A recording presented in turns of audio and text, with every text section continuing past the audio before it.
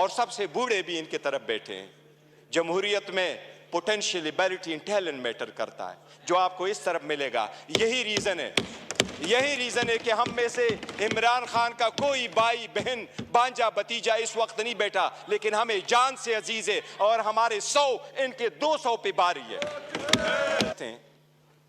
कि अगर इसको इतना ही घुमंड है जमहूरियत पे, हकूक पे, तो एक लफ्ज बताए जब हमारी औरतें जेल गई हैं, एक लफ्ज उन्होंने कंडेम्ड करके बोला है। मैं यही पॉइंट आउट कर रहा था। हमें तो दर्स देते हैं अपने गिरबानों में जाके। क्या शहबाज शरीफ ने मलक कयूम को फोन करके कन्विक्शन नहीं करवाई थी? को लेके विद इन अ मंथ नेब का कानून चेंज करवा के 50 अरब रुपए के केसेस माफ नहीं करवाए। डिप्टी स्पीकर, मैं यही पॉइंट आउट कर रहा था। हमें तो दर्स देते हैं अपने गिरबानों में जाके। क्या पहली हुकूमत लेके PDM 1 जब हुकूमत आई, उसी को लेके विद इन अ मंथ नेब का कानून चेंज करवा के 50 अरब रुपए के केसेस माफ नहीं करवाए। It's a ground reality deputy speaker, it's a ground reality. क्या ये कह सकते हैं कि अगर इसको इतना ही घुमंड है जमहूरियत पे, हकूक पे, तो एक लफ्ज बताए जब हमारी औरतें जेल गई हैं, एक लफ्ज उन्होंने कंडेम्ड करके बोला है।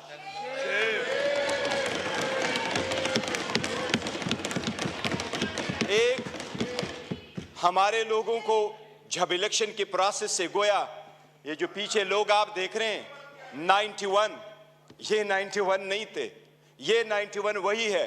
दे वर टू बिग टू रिग, इसलिए नहीं छोड़ सके थे। ये तो हमें 30 भी नहीं दे रहे थे। प्रपोजरों को रोका, सिकंदरों को रोका, डॉक्यूमेंट्स छीने गए, कैसरा इलाही से उसका दुपट्टा छीना गया। इनको एक लफ्ज उस वक्त ये बोले, इन्हीं सर्कमस्टांसेस में इलेक्शन जीत करके हम आए। स्पीकर साहब, ये कहां डिप्टी स्पीकर साहब, इनको जमहूरियत रास नहीं आती, इनको वो जमहूरियत पसंद होता है। शहबाज शरीफ साहब कैसे कहते रहे, ये एक दूसरे को मुफादात की टक्कर में इकट्ठे होते हैं, इसलिए ये पावर शेयरिंग पर बिलीव करते हैं। इमरान अहमद खान नियाजी अवामी सियासत पे बिलीव करता है, पावर शेयरिंग पे नहीं करते। क्या शहबाज शरीफ ने मलक कयूम को फोन करके कन्विक्शन नहीं करवाई थी? कितने अदब के साथ अभी कह रहे इकट्ठे बैठ के। आज इन्होंने सारे एक डाइनिंग टेबल पे बैठने वाले लोगों में इतने ओहदे नहीं बांटे। ये इमरान खान है, जिस वक्त आपके पास डेमोक्रेसी आएगी, जिसने मोरूसी सियासत को खत्म किया, मेरे जैसा वर्कर चेयरमैन PTI की हैसियत से इस वक्त खड़ा है। इस ईवान का pride of parliament Umar Khan साहब है। Pride of parliament Umar Khan, जिसके पास शायद ज्यादा वोट तो नहीं आए, he couldn't get most of the vote, but he was the candidate with most credibility, alhamdulillah। हमारा शेर मुल्तान को स्पीकर मुकर्रर किया, वो फर्जंदे मलकंड को इमरान खान साहब ने डिप्टी स्पीकर मुकर्रर किया। इनसे पूछे कोई ओहदा किसी को और देंगे क्या? पीपल्स पार्टी में कोई भी और बंदा नहीं है सदारत के लिए कि जरदारी को आप देते हैं। योर ऑनर, डेमोक्रेसी ऐसी नहीं है।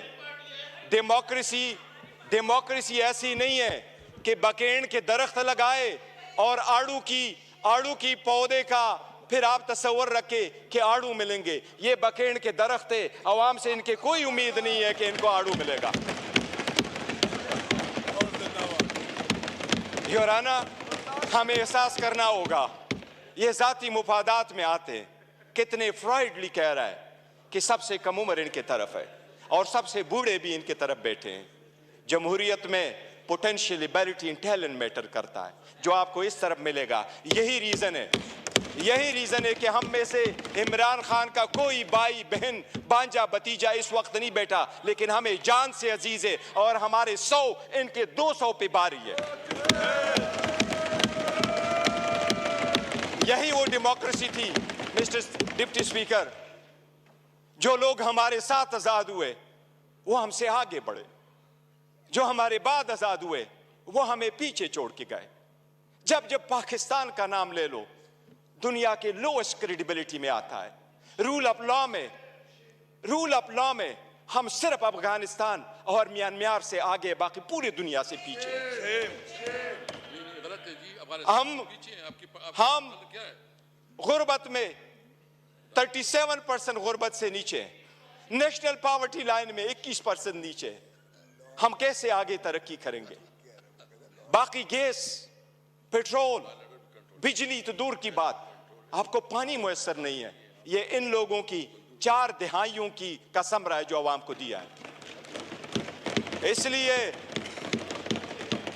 इसलिए आवाम ने समझ करके इनको रिजेक्ट कर दिया है।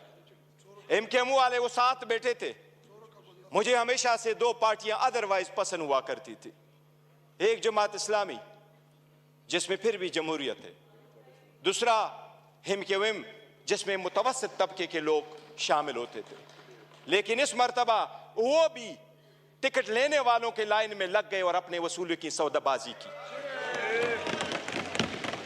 इनके 15 सीटें बैठ करके दिखाता हूं, 1 2 3 15 सीटें हमारी कराची में उन्होंने ली है, 2 सीट हैदराबाद में ली है। यही वो 15 सीटें जो उनको कहा क्या बेहतर होता अगर ये ओहदे के पीछे न जाते, असूल पे चढ़ते और ये छोड़ जाते, क्या फर्क पड़ता? इनके पास अब ये ना होता। जनाबी स्पीकर, अगर आगे चलना है तो कुछ बेसिक वसूल पूरे दुनिया में होते हैं। पहला वसूल ये, आपके सामने वो साइफर का जिक्र कर रहा है। साइफर एक हकीकत है। इमरान खान साहब ने जिस वक्त ये उठाया है, वो लोग जो मुल्क को साजिश करा के हुकूमत खत्म करने में, उनका ट्रायल होना चाहिए बजाय उसकी जिसकी आपने हुकूमत खत्म किया और उसको ट्रायल पे करवाया। जनाब स्पीकर, कितने गौर से कहते हैं कि इलेक्शन फ्री, फेयर और ट्रांसपेरेंट होना चाहिए। आप उस हुकूमत का हिस्सा थे डिप्टी स्पीकर। जो ही हुकूमत बनी, इनकी पीडीएम आई, सबसे पहले इलेक्ट्रॉनिक वोटिंग मशीन इन्होंने खत्म करवाई, because they knew it public के रिजेक्टेड। ये ओहदे बांटते आपस में। ये डेमोक्रेसी से दूर दूर उनका कोई ताल्लुक नहीं। स्पीकर, डिप्टी स्पीकर, अगर हमने आगे जाना है, बढ़ना है, तो उसके मिनिमम कुछ वसूल होते हैं। और मिनिमम वसूलों में यह कि एक वक्त में बहुत सता कल मायूसी जरूर हुई है कि यह तो हम मानते भी नहीं है कि यह प्राइम मिनिस्टर है, लेकिन फिर भी उस ऑफिस में निकलते हुए भी इसने हमारे वो औरतें बहनें जो जेलों में, उनकी रिलीज का कोई ऑर्डर नहीं किया था। इससे तो यूसुफ रजा गिलानी बेहतर था, जिसने पहले दौर में यह कह दिया था कि जज उसको मैं आजाद कराऊंगा। ये वही वाले लोग हैं जो उस तरफ चले गए। डिप्टी स्पीकर साहब, डेमोक्रेसी के वो उसूल जिसको लोग सुनहरी उसूल क्या कहा करते थे, ये लोग कुर्बान कर चुके हैं। ये आकर के आपको दर्स देते हैं कि हम डेमोक्रेटिक है। योराना, ये डेमोक्रेटिक नहीं है, ये मुफाद परस्त है। इसमें कोई शक नहीं। आपने नेब के कानून में तरमीम की, आपने अपने मुफादात की पॉलिसी की। सबसे बड़ी काबीना इसने बनवाई। इंडिया का मैं एक मिसाल देता हूं डिप्टी स्पीकर। 1971 में इंडिया की आबादी थी 54 करोड़। आज इंडिया की आबादी है 140 करोड़। 71 में इंडिया की लोकसभा की यानी नेशनल असेंबली की सीटें 528 थी। आज भी इंडिया में लोकसभा की सीटें 528 है। जो सीटें मुख्तस थी 54 करोड़ लोगों के लिए, इंडिया ने कहा हमने ओहदे नहीं बांटे, सीटें नहीं बांटी, हमने अपना पैसा बचाना है, आवाम का पैसा बचाना है। आज भी 140 करोड़ उसी सीटों पे बैठे। अगर ओहदे नहीं बांटने और अपनों को नहीं माना तो डेमोक्रेसी आगे बढ़ेगी। लेकिन अगर मुफादात की डिप्टी स्पीकर सियासत होगी तो हम आगे नहीं बढ़ सकेंगे। हमने आपके सामने एक प्रिविलेज मोशन भी लेके आया। कौन सा लफ्ज है जो उमर साहब का आपने स्पंज किया है, लेकिन हमें नेशनल टीवी पे आप स्पेस नहीं दे रहे। हम आपको रिक्वेस्ट कर करके तक जाते हैं कि हमें टाइम दे बोलने के लिए। इस पार्लियामान में हमारा एक जैसा राइट होना चाहिए। ये स्टेट तो हमारा है और हम अलग-ऐलान कहते हैं कि जब पाकिस्तान की दिफा और सालमियत का आएगा हम हर किसी के साथ इकट्ठे खड़े होंगे। पाकिस्तान की दिफा में कोई आंच नहीं आने देंगे। जनाब डिप्टी स्पीकर, यह तो आईन में लिखा है कि कोई अदालत यह फैसला दे सकती है कि कोई सादिक और अमीन है या नहीं है, लेकिन आईन में यह कहीं भी नहीं लिखा। पाकिस्तान की किसी अदालत के पास यह इख्तियार नहीं है कि क्या कि कोई मुहिब वतन है या नहीं है। हम सबसे ज्यादा मुहिब वतन है, हमारा लीडर सबसे ज्यादा मुहिब वतन है। इसलिए अगर आगे चलना है, आज 4 दिन हो गए, हर मर्तबा हमारी ब्लैक आउट किया जाता है। इमरान खान साहब की आवाज पे पाबंदी है। बानी चेयरमैन बहलो, वो बोलना है तो बोल दे, नाम नहीं ले सकते। क्यों? जो इस वक्त दुनिया के सबसे पॉपुलर लीडर है, उसके मरहूनी मिन्नती हम सारे बैठे हैं। अगर आप सरकार यह कोई करती है कि बलूचिस्तान के लोगों के लिए तो यह हो कि हम उसको मेन स्ट्रीम में लेके आए, लेकिन हमें इस पार्लियामेंट में होते हुए भी हमें यह नहीं माना जाता कि हम और ये एक जैसे एक व किस्म का राइट है, तो यह चलना मुश्किल हो जाएगा। डिप्टी स्पीकर साहब, आपसे इल्तिजा है कि इस मर्तबा जो हमारे प्रिविलेज मोशन आपके पास आए हैं, हमें इक्वल टाइम दे। हमने पहले दिन कमिटमेंट की है कि हमारी अपोजिशन डिस्ट्रक्टिव अपोजिशन नहीं होगी, कंस्ट्रक्टिव अपोजिशन होगी। हम हुकूमत को अकाउंटेबल करेंगे फॉर इट सेक्शन 2 के हम नहीं मानते कि यह हुकूमत के हकदार है, लेकिन सबसे पहले ये कि हम और उनके जो टाइम मिलना है वो एक जैसा, और हमें आपको दरखास्त न करनी पड़ेगी।